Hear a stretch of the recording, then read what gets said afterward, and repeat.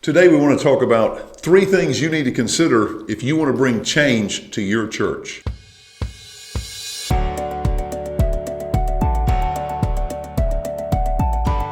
All right, change is the hardest thing to bring to church, and it's one of the toughest subjects that we ever have to deal with. How in the world do we bring change to our church? Now, when you become the pastor of a church, you come in as a bivocational pastor, a full-time pastor. It doesn't matter. When you take a church, you're coming in with a whole new vision, a whole new dream, a whole new thought for what this church is going to be like. God has put on your heart a vision. God has put on your heart a desire. God has given you the ability, and you come in and you are super excited about bringing something special to this church. And when you get there, you're excited, the people are excited, but some things begin to happen, and you decide in your mind, hey, I want to change this and I want to change that. And if you've been in ministry very long, you know what I mean. All of a sudden, the brakes come on, people get scared, and they start to woe down and say, ho, wait a minute now. I don't really want to change. Now, I do not want to underscore in this video at all how difficult change is. Change is the most difficult thing for people to face. I don't care how long you've been pastoring. I don't care how many people you have pastored. Whether you're in a small church or a large church, change is something that people just get bothered by. And so it is a very, very difficult thing to do. And so today, I want to give you 3 guidelines about how in the world do you bring change to your church. And when you're deciding, should I change some things? Should I pursue this? Or should I stop? Because in ministry, there are things we need to do. There are things that we have to do. And there's things that we should do. And not all of those things that we want to see fall in those categories. And you need to know when and how to apply wisdom to whether you want to change. Now, I want to say this to you, and I don't know any other way to say it, but the human personality is involved in all of this. People have a personality that change is difficult and change is hard for them. And so it is a human tendency to like steady, same thing every day, every week, know what they expect and come in and see what they expect to be there. And so it can be difficult for people. Now, the things that I'm bringing to you today are some things that you can put in, some ways you can decide, okay, I think we need this change in the church. Should we do it? So number 1, here's the number 1 thing. Write this down. You must set the direction for your church through vision. Now, vision is bigger than just having a vision statement. It is bigger than having a vision Sunday. You see, vision is something that you are all about, that God has laid on your heart. He's put down inside of you, and you must communicate this vision all the time, at all times. Now, your vision cannot be something you do once a year. It can't be something that you do once in a while. But vision is something, as a leader, you have to be pouring on your people all the time. You have got to preach it on Sunday morning.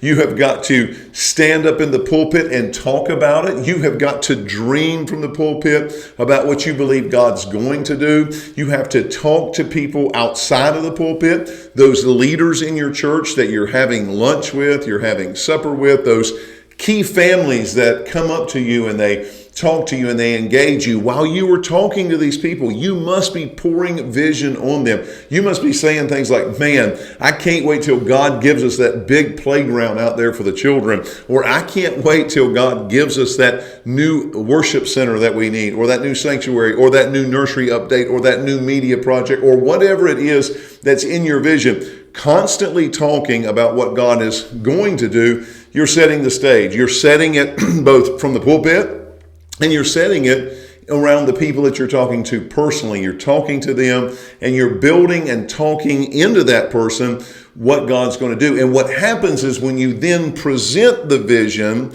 they already feel like insiders. They feel like they have been warmed up to this. They feel like, oh, pastor's been talking to me about this for a long time, or the leader, whatever position you lead in the church, they feel like you have already entrusted them with this information. And so it's much easier for them to accept when they've been hearing about it, they've been talking about it, you've been talking about it, people have been talking about it. And so you must set the direction through vision. That is a full-time job. A full-time job. Every time you stand in the pulpit, stand in front of people, host people, engage people, talk to people, at some level, you must be injecting vision into those people that you are around. Now, that's the first thing. Before we get to the second thing, I want to encourage you, hey, if you haven't done it already, like this video. And if you like the content of this video, subscribe to this channel. It helps us grow. It helps other people hear about it. And then any comments, anything you want to add to what we're teaching or what we're talking about, you drop those in there. And if you have suggestions, something you'd like to see a video, please let us know. We're super excited about what God's doing through this channel, and we want you to be a part of it, so make sure you participate. Now, number one, you must set the direction through vision. Number two, here's the second thing. You've got to decide, are you a bass boat or are you a cruise ship? Now, some of you have heard this analogy, and the truth is you can turn a church around. You can change a church. Sometimes a church is going this direction.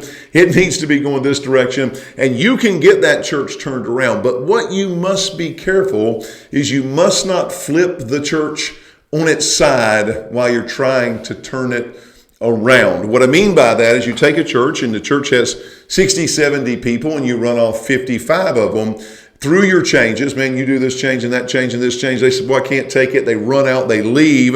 Now you're down to 15 people and you can't pay the power bill. You have flipped the church over. So it's the way a pastor told me years ago, you have to view the church as a boat. You can turn it around. A bass boat, you can spin that thing around on a dime. A speedboat, on a dime, you can turn it around. But a cruise ship, it's going to take a lot more space and a lot more time to get that thing turned around. And so I want to say this to you. Whatever your change tempo is, I would probably back it down by 50%. Whatever it is that you're wanting to change immediately, like, man, I want to change the music and the pulpit and the and the curtains and the this and the that, and I want to change the sign, I want to change the yard, I want to change this program and these ministries, I want to get rid of this and get rid of, I would back it down by at least 50%. And you say, why? Well, here's why. People don't deal well with change. They just don't. It's very difficult. And so I would back it down. I would slow it down, and I would really consider, what am I doing? Am I going too fast? Am I changing too fast? Am I going to flip this thing over and run off too many people if I keep this pace up? So are you a bass boat? Are you a cruise ship? You're going to have to gauge that in your congregation. You're going to have to be able to read people. You're going to have to be able to look around and go, wait a minute, I may have to back down on this thing and slow it down. And so sometimes you have to do that. Now, number three is probably one of the most important of these, but I hope you'll understand that they all tie together. So number one was set the direction through vision. That means anytime you're talking, speaking, or standing in front of people, you are telling them about what God is going to do. Number two, you're going to be careful. You're going to be careful as you turn this ship around, you don't roll it over and you don't flood the boat. And then number three, you've got to decide what hills you're willing to die on. Now, that's an old saying. We've been using that saying for a long time. Is this a hill worth dying on? Now, there's certain things that are certainly things that you are not going to violate your conscience on. There is certain doctrines that you are not going to change because you just can't. I mean, those are things that, man, God's put in your heart. You've seen it in Scripture. You know it's real, and you just can't change those things. I get that. There's a lot of things that way. But in the church, there's certain things that you need and want to change in the church. And you've got to make a list. And you've got to say, this list is not just today's list, but this list is going to change over the next 5 years and over the next 10 years. So if right now you said, okay, I'm going to take a piece of paper, I'm going to pause this video, and I'm going to list the top 5 things that need to change in my church. I would like to see these 5 things change in my church. Here's what I want you to do. If you do that, you've got to say out of those 5 things, which of these are the most important? So, for instance, here's an example. If you had a church and your church was kicking along, going really well, you're doing really awesome, and you've got a small auditorium, but your small auditorium is really filling up. Like that thing is packed out Sunday to Sunday, and you can tell that it is becoming prohibitive. People are coming in, they're not enjoying themselves because it's too crowded, and you know you need to go to 2 services, and people are going to be kind of bothered by this change. The question is, do you need to go to 2 services now? And if you say, yes, we must, or we will hurt our church, then that is a hill you must die on. But sometimes if you had a person who was in a children's ministry or department somewhere who was doing a haphazard job, they were okay, they're doing fine, but it's not what you want. It's not the standard that you want. And if you know if you remove that person, you're going to lose 4 families because of it. And if you keep them for just a little bit longer, you can wait and things will grow along, and then God will finally give you someone that can take that place. If that's the case, you go, wait a minute, although this needs to change, it doesn't have to change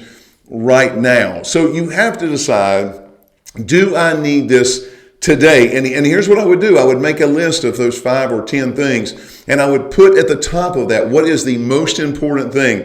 And I would push for that change and let everything else ride. And as you go through your ministry, you're going to reevaluate and reevaluate and reevaluate what needs to change. And it's going to change over and over and over again. Sometimes you're going to have to change your music. Sometimes you're going to have to change your building. And sometimes you're going to have to change your facilities. And you have to decide, if I'm going to lose people, is this worth it? And let me say, and I know this is a truth that everybody knows, but you will lose people when you change.